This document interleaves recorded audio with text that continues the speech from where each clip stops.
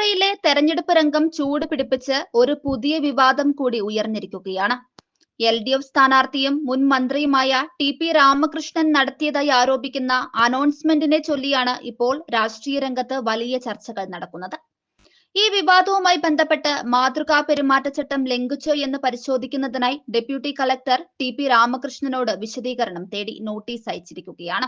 തെരഞ്ഞെടുപ്പ് ചട്ടങ്ങൾ പാലിക്കപ്പെടുന്നുണ്ടെന്ന് ഉറപ്പാക്കേണ്ട അധികാരികളാണ് ഇതിൽ ഇടപെട്ടത് എന്നത് സംഭവത്തിന്റെ ഗൗരവം വ്യക്തമാക്കുന്നുണ്ട്.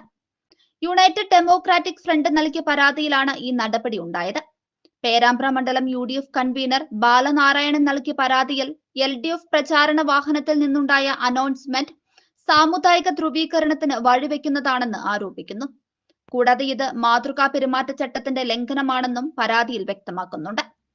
ഇതിനു മുൻപ് തന്നെ ഈ വിഷയത്തിൽ പോലീസിനും റിട്ടേണിംഗ് ഓഫീസർക്കും UDF പരാതി നൽകിയിരുന്നു.